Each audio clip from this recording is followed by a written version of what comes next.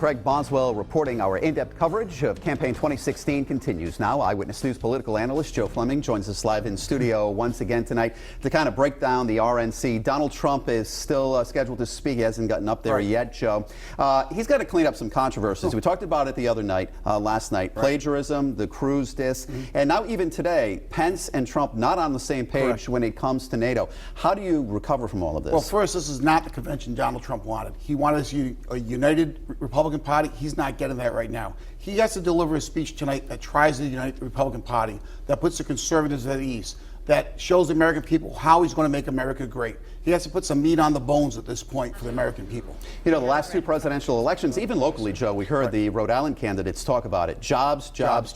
Not really hearing it from him. It's crime and vandalism. Is he going to really push that again? I think he's going to stay on that. I think he's going to stay on his immigration. He's going to stay on the topics that brought him this far. I don't think he's going to change at this point. I think he may adjust a little bit more come September, but right now he's going to stay with what's brought him here.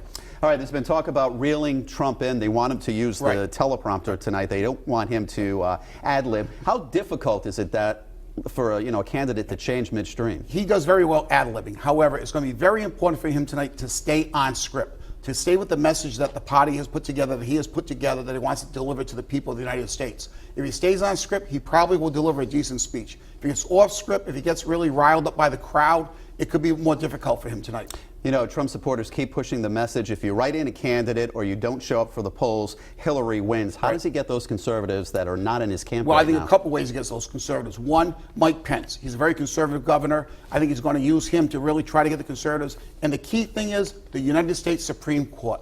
That if Hillary Clinton's the president, she could do damage for years and years by putting very liberal justices on. While you may not like Donald Trump, at least he's going to appoint conservative justices. That may help with the conservatives. Any bump he gets from the convention, is it going to be overshadowed tomorrow when Hillary announces her VP candidate? He probably will get a small bump, but however, all the press is going to be talking about Hillary Clinton tomorrow, who the Democratic nominee for vice president is going to be, and right into the Democratic convention. So the bump's going to be very short-lived. Well, WPRI.com has confirmed that Senator Tim Kaine is going to be in Rhode Island on Friday. His name is getting tossed around a lot, Joe. He's one of the leading candidates. He's from Virginia, former governor, senator, somebody who has foreign policy experience. He's somebody that will be right up at the top of the list for Hillary Clinton. But there's been no really hint yet who she's going to appoint. All right, and Joe will have more coming up on Eyewitness News at 11 over on WPRI 12. Thank you very much, Joe.